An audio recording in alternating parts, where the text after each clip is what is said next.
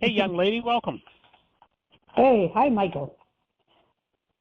So you've got a lot going on there, a lot of adventures. We have lots going on.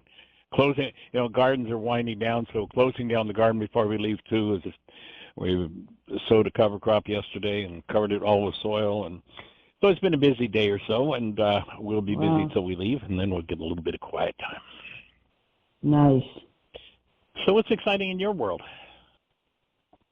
Oh, a lot. We're taking in a refugee family, a single mother, and two teenage boys who are about to be on the street. And they're wonderful, enterprising. Mother's been working very hard, 2 jobs to stay above water, and she just can't pay her rent anymore. It went up. And so and Jonathan, being free from being a doctor, is working with us to help them find housing. He has hired the older son to help him work on some projects around the house in the meantime. And the boys are beautiful kids. So it's very exciting, too. We all of a sudden have a full house.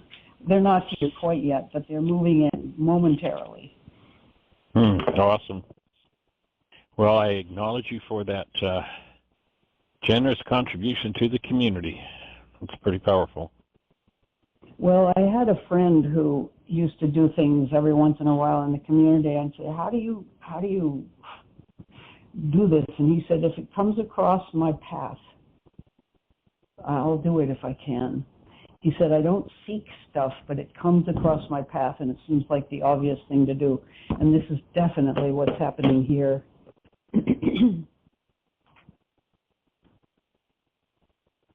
Well, we'll hold the space that it will be rewarding for everyone. Yeah. After all we've been through with Michael, who is still sending us hate mail, but he's staying put. He's safe. He's got a place to live. Oh, good. Good. Well, yeah. At some point, he'll give up his power person dynamic, hopefully. Maybe, yeah. Anyway, carry it's tough on. To give up. Without tools, it's tough to give up. I know. I wish we could give them, but sometimes you just can't give them. They won't. Nope, that's for sure. You know. The seeds are sown. Yep. And you can't do more than you can do. So we'll hold the space for him and this new family you're working with. Oh, they're just lovely. I may sing a different song when we get into all our, two teenage boys. It's going to be wild, but who knows?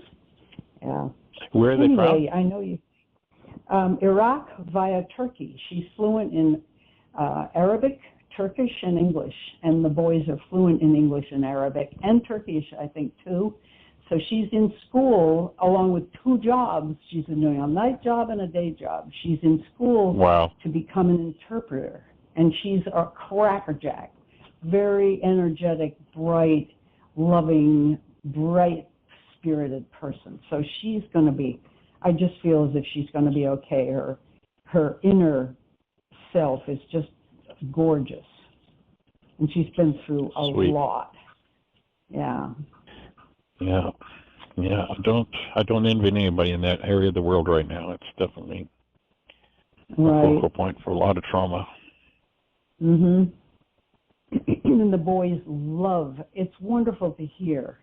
With all our political mess we're in, it's wonderful to hear their perspective. They love it here.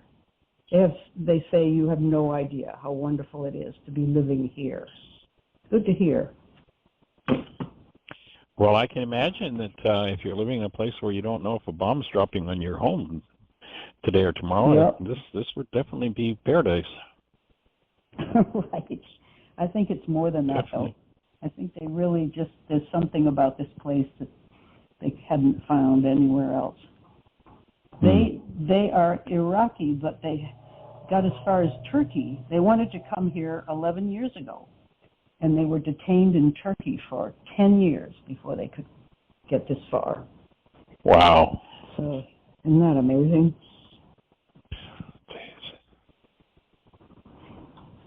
That's amazing. Yeah. Detained for 10 years. Yep.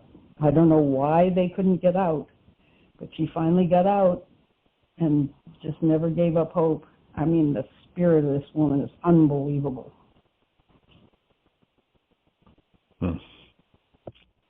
Well, joining you and holding the space for the whole family.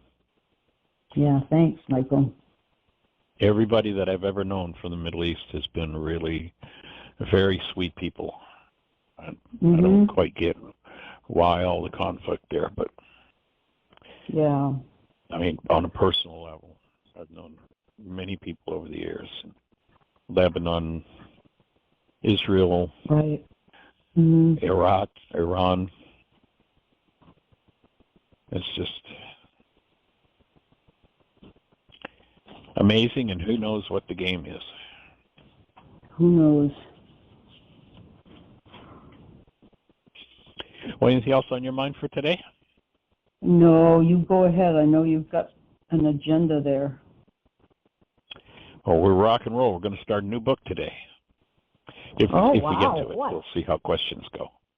We're going to take a look at the Gospel of Thomas, one of the books that did not make it into the canonized text, but it's got some powerful, direct stuff that purports to be the secret teachings of Yeshua. So,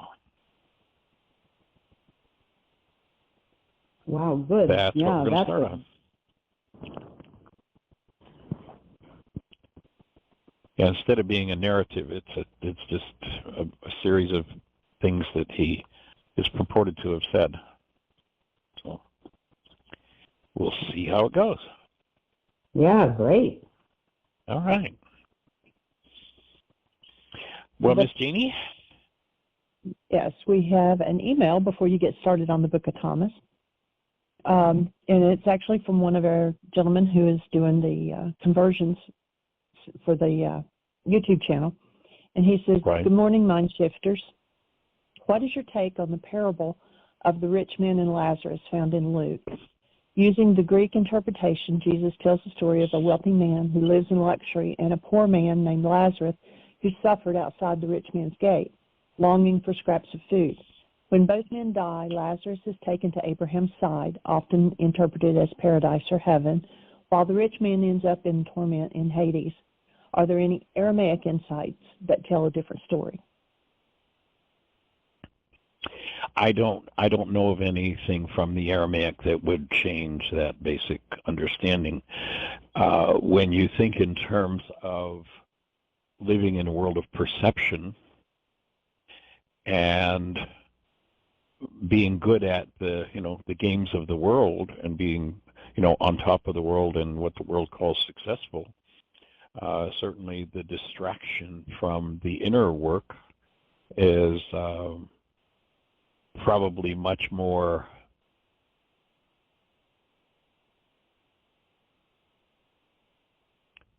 I'm looking for a word, takes us away from that state of being. And of course, if you're starving to death, that could easily do it too. My take would be that it wasn't solely based on whether or not one had wealth or whether or not one did. It's based on what one's challenges are. Yeshua says, take up your cross. And so for the rich man, if the thing that mitigated against him doing his inner work or living in that state of active being of love, then he'd say, and he did say that to some of them, get rid of it all. And, he had wealthy friends. I mean, the reason why they gambled over his garment is because he had a one-piece garment. That was valuable. He had some wealthy friends. He didn't say to everybody, give up your money. He didn't say to everybody, go to the poorhouse. He said it to the person whose block to living in their true human selves was money. He told them to give it up. In other cases, those whose block was sex, he told them to give it up. So I don't think it was predicated on whether or not, and it's been interpreted. Oftentimes there'll be those who have their hand out saying, "See, you got to be poor, so give me your money." But if that was one's cross, then if that's what went against one living as the active presence of love, then my take would be, yes, get rid of it. But other than that, I don't have any particular Aramaic insight or input in that regard.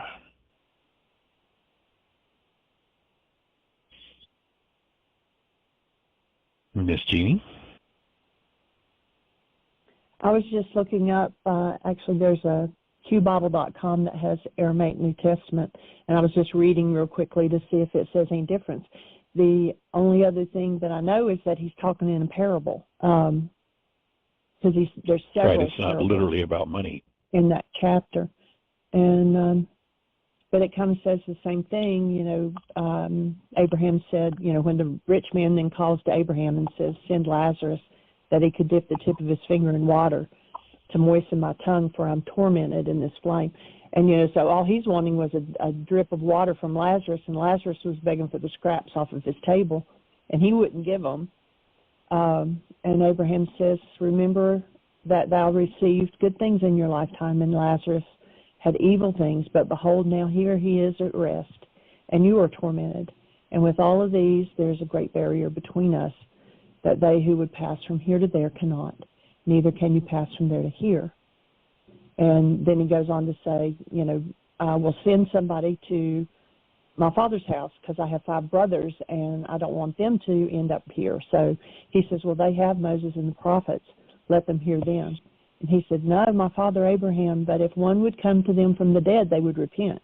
And he said, if they don't hear Moses and the prophets and not believe, even though someone rose from the dead, they would not believe.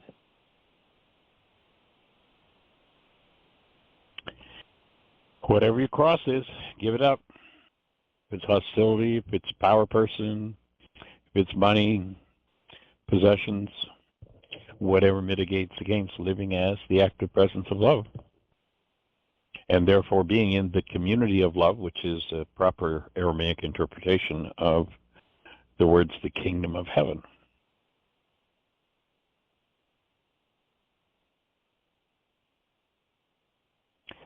So I hope that fills out your question. I hope it's been helpful.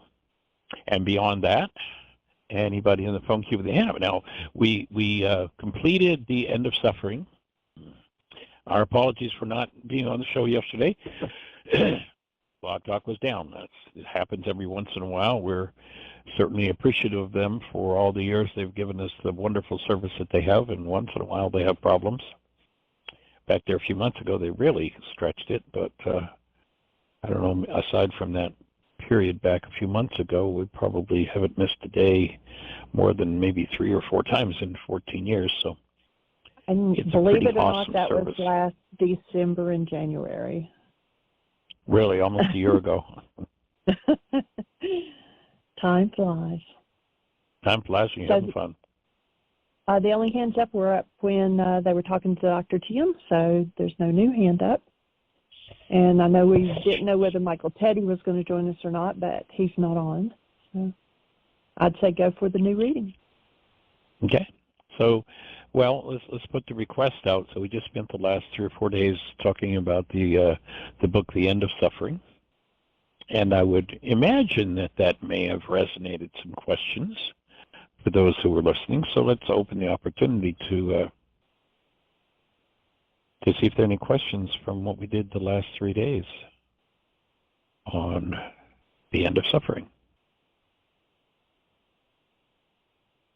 Okay, Susan's hand went back up, so I'm going to turn on her microphone. Welcome again, Susan.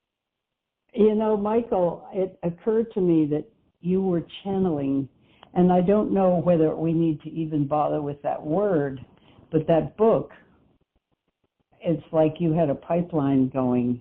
It's really an amazing piece of work. Well, what do you think about that word? Well, I don't know that I'd say channeling. It has certain implications that I'm not sure about. But my take would be I felt like it was guided, and I felt like I was able to replicate an energy with Yeshua's voice in that. The piece that I read on love was not originally written as part of that book. It's going to become part of that book. But I'll just say for me, as I was reading it, having read the other material from The End of Suffering, my experience was there was a voice different in mine writing that, reading that, than the one when I read the section on, functioning as the presence of love. That was very distinct for me. I don't know if it came across on your side, but I was not in the state of writing The End of Suffering when I wrote that piece that I read on love. How did that cross? I felt like, oh my God, his voice is gone. That's how that reading was for me compared to the previous couple of days. His voice. You mean Jesus' voice? Your voice? Yes. What? Which? I felt like when I was reading, and The End of Suffering was something that I did, over 20 years ago, and in rereading it, I felt a distinct energy that was not what I think of as my energy or my way of saying things. And then when I decided to add that, because I'm planning on making that a chapter in the book, if and when I ever get around to the to the liberty of finishing it, that will be a part of it. But again, for me, the tone changed, the voice changed, the energy change was monumental. Well, it's funny that you should say that, because my thought was, this is Michael's voice. This is Michael's voice. Michael, it isn't that the other wasn't, but this was like your very own voice. I can't explain it. The piece on love? Yeah. Yeah, that was my experience. I felt like Yeshua was gone compared to the other couple of chapters. It was your voice speaking God's words. I mean, I've had one experience in my life of hearing a woman's voice in my sleep. It was a quality of a vision that stayed with me for a long time after I woke up. It wasn't like a nightmare, although it stuck to me the way nightmares can. But I was thinking, the woman who was singing to me in my sleep had my voice, purified of all separation, all of my particular separateness or selfness. But it was absolutely my voice, and that's what I was thinking when you were reading it. It was distilled into the essence of your very self, which is no different than God's voice.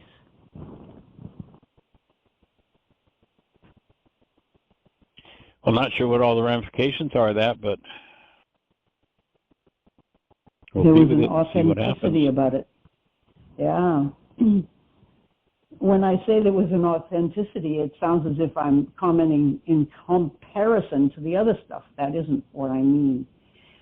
Anyway, it was amazing to hear. Yeah, well, that was my sense of it too, so I'm with you. It'd be interesting to see if anyone else noticed the shift in energy, if you're out there, if you were listening, and how that impacted you.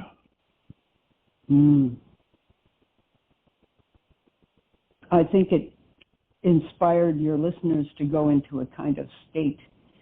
I wouldn't use the word trance because it sounds too weird, but pure receptivity or something. It went right in to where it was supposed to go. I felt as if I'd been in a deep meditation after coming out of that show. Me too. Again, it had a different vibration, different energy to it for me. It was very distinct. And I just hope you're not superior. Discounting your own energy by saying no.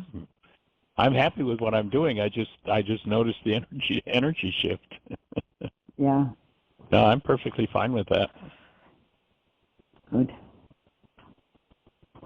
I think that the distinction of moving from the cultural belief of love being something we do as opposed to being something that we are is probably one of the most important distinctions in the whole body of work. Totally. And it's not one that I've seen anywhere else. I mean, I don't know of any other source that uses the word love to represent us as a state of being. People talk about it as we are love, but then they move forward with, and then I love you, or do you love me, and so there's that muddying of it. There isn't a distinction anywhere that I know of. And I think that's a really key one, because recognizing that our minds are there either as our footstool. Remember Yeshua, they spoke about, he made Satan his footstool, the mind of man. That passage where he's referring or talking to Peter, it says, he calls him Satan, says, for you think in the mind of man rather than the plan of God. And he restored Satan to being his footstool. And I think that's what we need to do, and that the source of that thing that in Aramaic is called Satan is literally the mind. And if we don't know that there's a difference, then we go on playing the game as though the mind is the end-all and the be-all. And rather than recognizing, actually, in our Mind Shifters and Still Point Breathing Club this weekend, we did quite a bit of processing around that idea of, in order to really, truly function as a human being, you've got to be out of your mind. You literally have to become free of that thing as your controller and make it your footstool, make it your servant. Totally. And so I think that's a really important idea. And the energetic gestalt, to me, of what we read from The End of Suffering and that piece are just not comparable. Though that piece is important. It's so I'll ask Yeshu if you can give me an upgrade when I move back to the book. Oh boy, I hope you can, get the chance to finish this and put it out there, because it's the absolute answer to suffering if we can really do it. Otherwise, we're attached. And then we're in error all the time. And there's no end to it.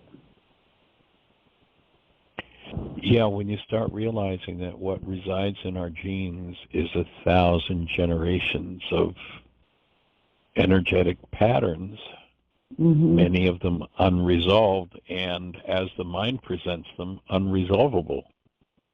Absolutely. But when we can step back and be out of our minds, then that simple fact alone, by bringing the presence of love to our mind, everything is resolved. Yeah. It may not be the way we want it to be, but it's resolved. The suffering aspect of it is resolved. Right. Freed of it. Gee, I don't like this, but I don't have to be traumatized and shattered and destroyed by it. It's a thing. Right. That's all. It's just a thing. Whereas if I'm ensconced in my mind and this fragile, ego-centered self that I think is who I am, battered and beaten by the waves of the world, there's not liberation from that until we're liberated from the mind.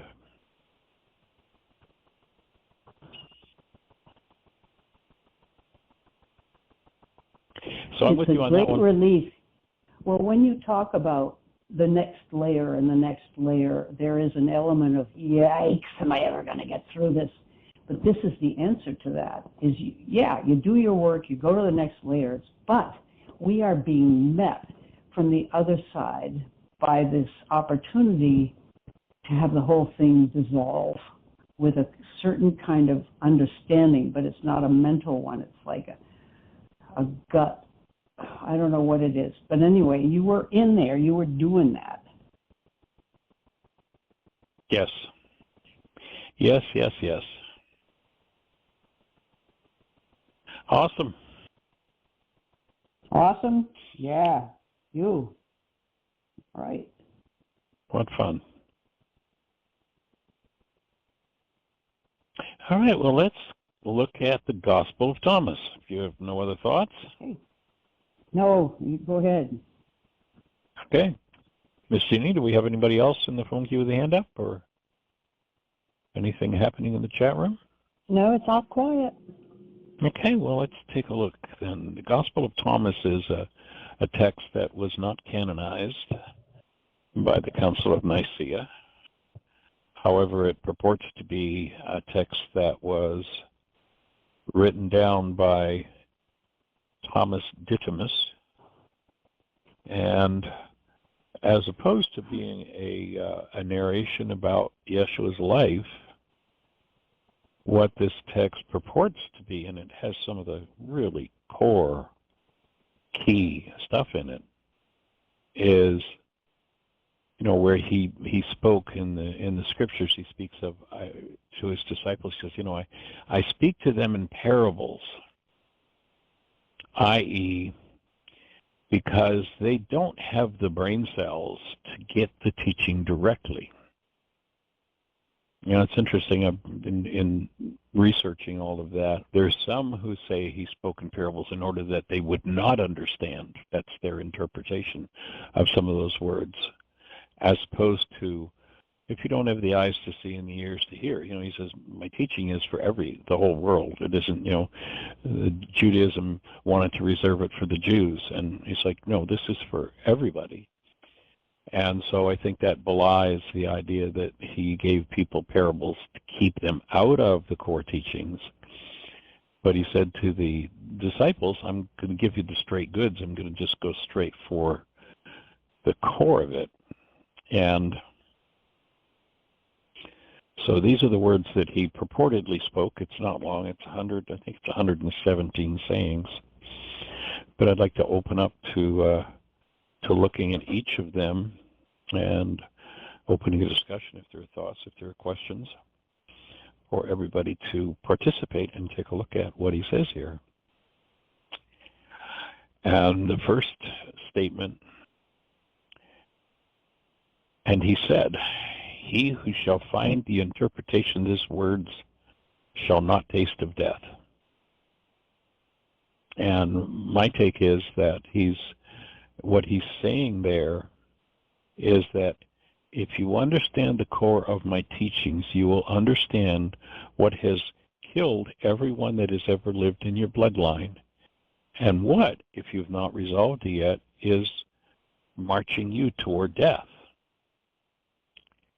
And if you build the brain cells, it says find the interpretation. If you build the brain cells and to be able to accurately understand, you know, interpretation, to me, Yeshua is saying, I have a certain set of brain cells firing when I say this. If you have the brain cells, you're going to be able to interpret correctly what I'm saying. If you don't, then you won't have a clue what I'm saying. And that's the people that he gave a parable to. And so my best understanding, my best take would be that he's laying out the very tools with which to bypass denial in the mind. Remember, our definition in this work of denial, when I speak or think as though something outside of me is the cause of what's moving inside of me, I'm in denial. And when I deny, I literally dissociate from whatever it is that I'm in denial about. Whatever I think is causing this energy to move in me, whatever I think is outside of me doing that, leaves me hiding from myself, not only evidence of the facts that are hidden, but awareness of the fact that I can't know the truth in this state. Like one in denial really believes what their mind is telling them, really believes what perception is saying to them, and they don't even know that they don't know. So coming out of denial and then being around long enough to build the brain cells to match so that the output of your mind, when you listen to these words from Yeshua, would accurately match the output of his mind, so that you literally can understand exactly what his meaning is. In this case, he uses the word interpretation. And by the way, this particular translation that I'm working with was put together by six different translations were consulted in coming up with this particular translation of this book.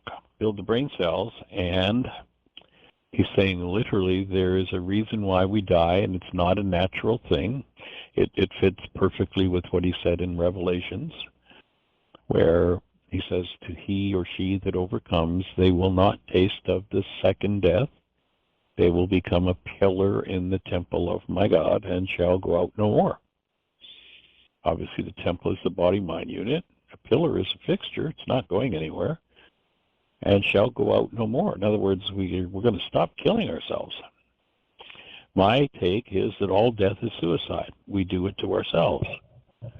Whether we do it to ourselves unconsciously, because it's a tradition passed on from generation to generation, and we don't delve deeply enough into our own genes, into our own reality structures, to break through death.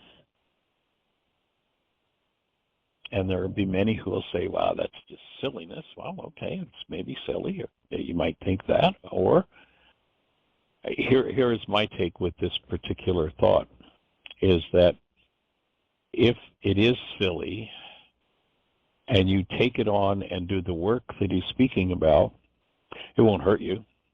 There's no loss. You'll grow in wisdom and strength. If it is, on the other hand, if it is true and you go, oh, that's silly, it'll kill you. Seems like the balance is, it's pretty easy to make the choice to move in one direction or another. At least that would be my take. And then he speaks about what it is, the second saying. He speaks about what one is going to have to confront. So he says, he who seeks, let him not cease seeking. Say that 10 times fast. Shall not seek ceasing. Cease seeking. Until he finds. And then he says, here's what's going to happen when you find it. This isn't going to be fun. He says, and when he finds, he will be troubled. And if he's troubled, he will be amazed. In other words, if you can face what you've been hiding within yourself, within your genes, within your generations, what has been unresolved? I mean, literally, when you think about it, that passage that speaks about, the sins of the father will be passed, yea, unto 3 and 4 generations. If you just go back 4 generations and you count yourself, your parents, their parents, their parents, their parents, you're talking about 31 lives.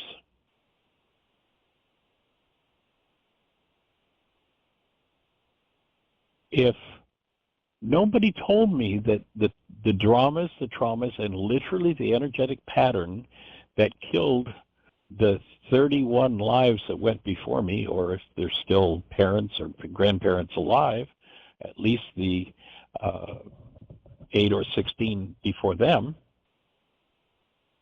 if nobody told me that, and I start finding that inside of myself, I'm probably going to be pretty troubled.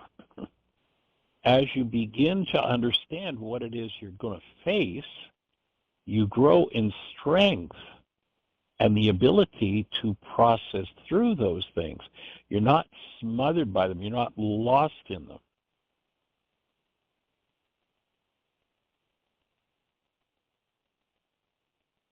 And then he says, you will reign over all.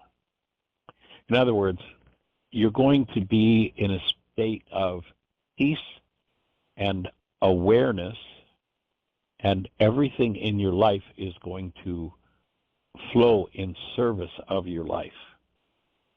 What is there to be troubled about? well, we've shared it before, but it's been a while since I've read this piece from a gentleman named Francois Fenelon.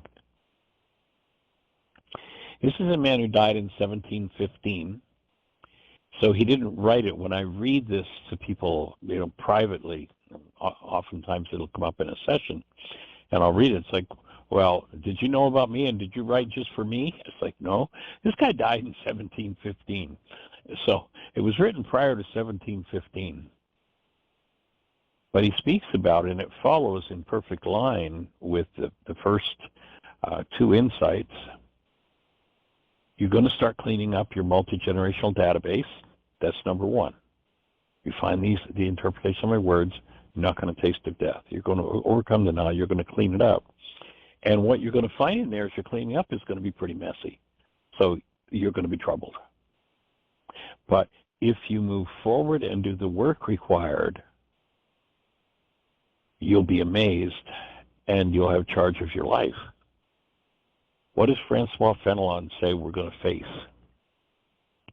Here's what he says. As the light increases, we see ourselves to be worse than we thought.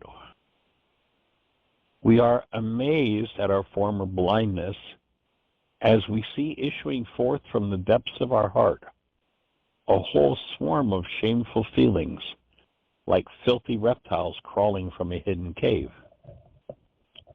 We never could have believed that we harbored such things, and we stand aghast as we watch them gradually appear. So Fenelon's telling us what the trouble, why somebody's going to be troubled. Really do find the answer to starting to do the inner journey rather than being focused out there in the world. And then Fenelon offers some solace in the latter words in this particular piece of writing. He says, but while our faults diminish, the light by which we see them waxes brighter, and we're filled with horror. Bear in mind, for your comfort, they only perceive our malady when the cure begins. So someone who's off prancing through the world, totally focused in the outer world, is absolutely oblivious and unconscious to what's going on in their own minds, their own genes, and what they're ultimately going to have to face. They're so focused in the outer world. Pardon me. And think about it. I was not aware enough when I had children to refrain from doing this. We have been aware of this sufficiently that we've been able to do differently with Arya. And notice that in raising children, the world has trinkets, and trinkets and trinkets and trinkets, and it's always, look at this, look at this, look, look, look, look, look. Keep looking out here.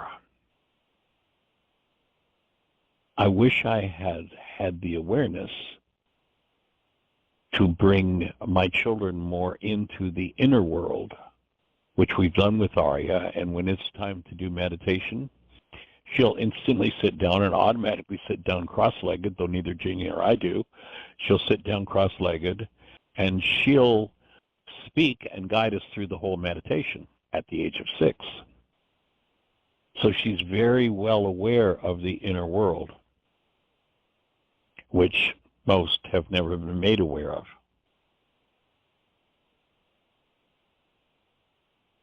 So if one lives generation upon generation upon generation in denial, dissociation from their own unconscious minds,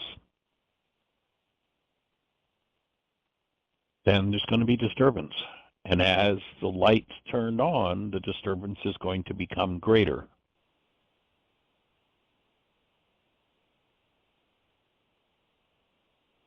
And the next thing, number 3, he says, if those who lead you say unto you, behold the kingdom in heaven, the kingdom is in heaven, then the birds of heaven will be there before you. If they say unto you, it is in the sea, then the fish will be there before you. But the kingdom is within you and is outside of you. So here he's taking the step of reversing the game of the world with children and saying, there's a whole kingdom inside of you to be dealt with, a whole kingdom of richness that if you never allow yourself to go there will seem to be something that is false and non-existent. So this kingdom he's talking about is within you and it's outside of you. When you know yourselves, then you shall be known, and you shall know that you are the sons of your living Father. So he's saying if we explore this inner kingdom, we're going to become acquainted with the Creator.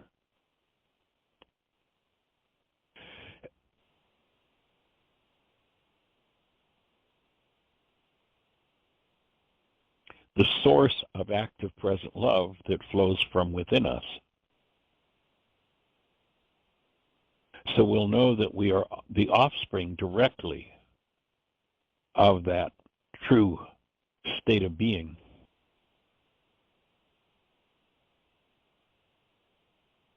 But if you do not know yourselves, then you are in poverty, and you are poverty.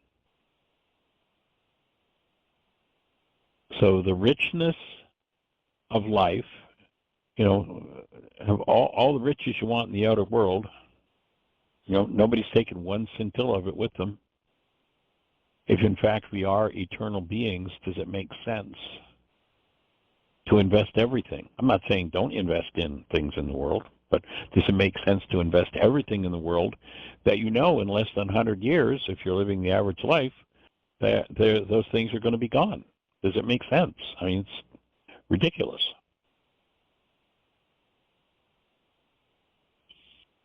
So in this saying, the third saying, he says, and if you do not know yourselves, then you're in poverty.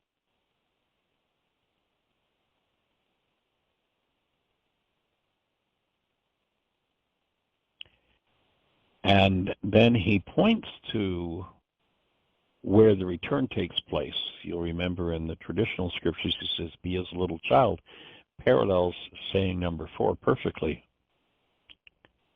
The man aged in his days will not hesitate to ask a little child of 7 days about the place of life, and he shall live. Of course, we've been asking that question for decades. Probably the first time you attended the radio show or shortly thereafter, you heard the question, have you ever held a newborn child? We're saying, do you want to find out where the true active presence of love is? In saying 4 from the book of Thomas, Yeshua was saying that exact same thing. It says, the man aged in his days will not hesitate to ask a child of 7 days place of life, and he shall live. For there are many first who shall be last, and they shall become a single one. So, put that together with Einstein's saying where he says, if you think you're separate or separated from the rest of humanity, you're living in an optical delusion. If you will take the time to be with that newborn that has not yet been drawn into its own mind, yes, the world is going to wave its arms and wave trinkets in front of it and say, look at this. And if the child becomes totally outer-directed and its mind is built to keep him outer-directed, then, yes, in the world that person is A1 super successful. They're last when it comes to experiencing life as life is designed to be experienced, as who we are. Again, not saying don't have something in the outer world. If it's your hang up, then get rid of it, yes. And when you ask that child of 7 days, in your attuning to that child, you'll recognize that you're in that optical delusion that Einstein spoke about. And the truth is, there's only one of you, one of us. Again, if you think you're separate or separated from the rest of humanity, you're living in an optical delusion. If you ask the child, newborn infant, who has not yet separated himself or herself out, you'll have a direct experience and you'll realize the oneness.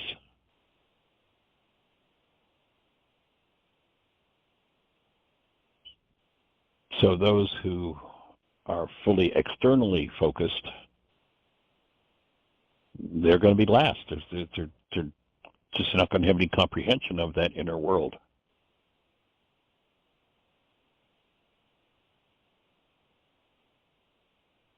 Saying number 5, know what is before your face, and what is hidden from you shall be revealed. For there is nothing hidden which will not be made manifest.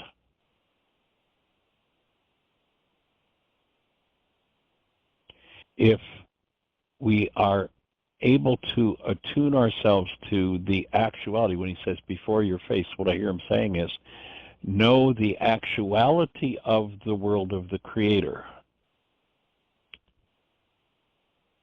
If you live in the realities, again, it's premised on, you got to be out of your mind.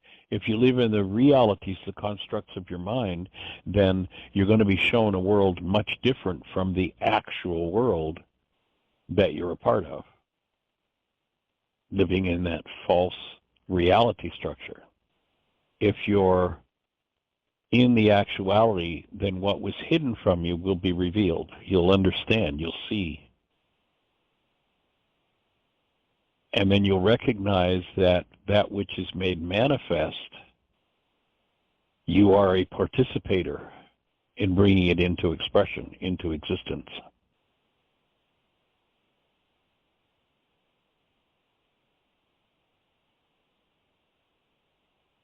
Saying number 6, and his disciples asked him and said, wilt thou that we fast? And how should we pray? Shall we give alms? What rules shall we observe in eating? Yeshua gives them some basic guidelines. Don't lie. And that which you hate, do not do. For all things are revealed before heaven. For there is nothing hidden which shall not be manifest, and there is nothing covered which shall remain without being uncovered. So he's saying you're going to have to give up the generational patterns of deceit. You know, most of the world lives in a lie, and its most basic lie is comes from its membership in the one world universal religion of blame. And the basic lie is, you made me. You made me mad, you made me sad, you hurt me, you upset me, you disturbed me. He's saying, stop lying. You have to take ownership. Takes you out of your human essence love, then do the work of cleaning it up so that your hatred is healed. Because hatred will separate you from the truth of who you are. So don't do it. And then he goes on to say that all things are going to be revealed. Nothing will be hidden. You know, it's like the purpose of life, we've talked about this before, is to kick us right square in the limitation. Whatever you're holding on to. Notice that life is relentless. It keeps coming, and it keeps coming, and it keeps coming. Nothing will be left unmanifest. And when it becomes manifest, and, you know, in Aramaic, the word manifest, you know, a lot of people talk about manifesting cars or money or what have you. The word manifest simply means obvious. When you realize that we as human beings are creators, what is obvious to us is our creation and is what is manifest. And if there is that in you which resonates, as he spoke of giving up hate or lies, if there's something in you that ties you into that posture, then it's going to show up and kick you right square in the limitation. There is nothing you can cover, nothing you can hide from yourself. It will be uncovered.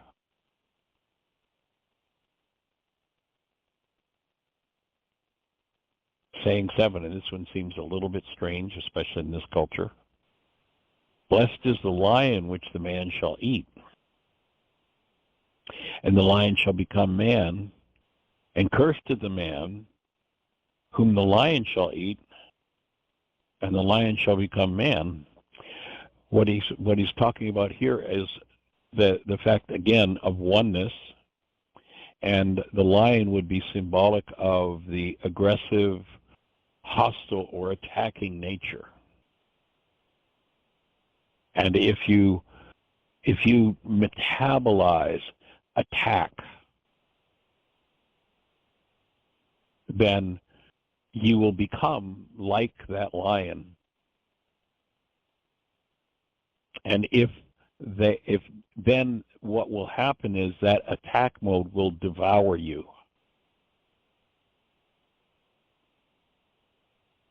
And so facing the aggressive, hostile, fear-inducing nature becomes key. That there is a work to be done for each of us. Saying 8. Man is like a wise fisherman who cast his net into the sea and drew it up from the sea full of small fish. Among them, the wise fisherman found a large, good fish. He threw down all the small fish into the sea, and he chose the large fish without troubles. He who has ears to hear, let him hear.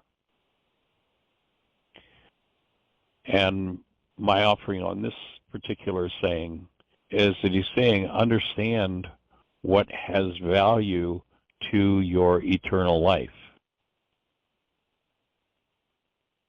And as you value what is truly valuable, that is living as the active presence of love, then difficulty and trouble is going to disappear from your life. When he talks about, he catches all these small fish, and people become engaged and lost in small, petty insanities, waste their true being on things that mean nothing.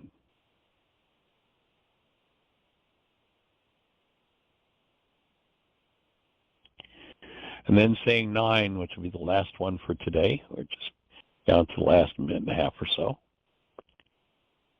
And it's the sower of the seed. He says, behold, the sower went forth. He filled his hand and he cast.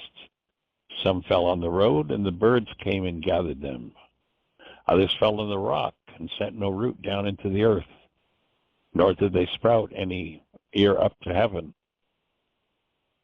And others fell on the thorns, and they choked the seed, and the worm ate them. And others fell on good earth and brought forth a good fruit into heaven, some 60-fold, some 100-fold, some 20-fold.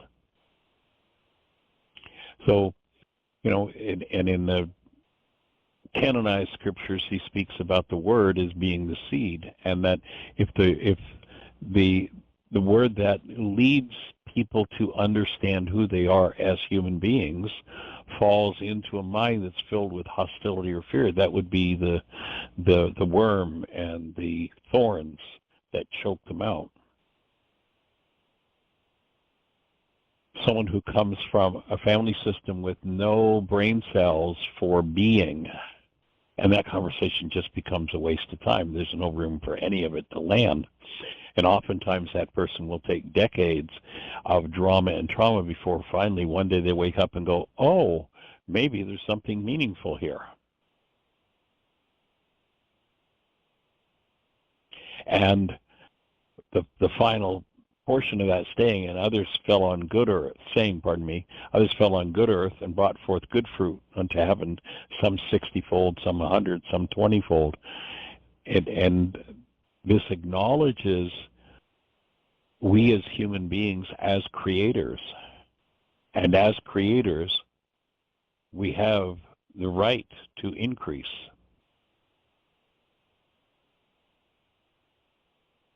And so if I truly step into the space of doing my work, cleaning up, if I've got a mind filled with thorns, generations of hostility or fear, if I have a mind that has no brain cells for what is truly valuable in the spiritual realm, if I have generations of pain and trauma behind me, then I'm not going to be able to hear that there's something bigger available to me than blaming the world and living in that trauma. And so that's the first 9 sayings from the Book of Thomas. I'd love to hear your thoughts or comments. If you have any, then let's hear from you tomorrow. Thanks for joining us. Create the best year yet of your eternal life. It's an awesome gift to give.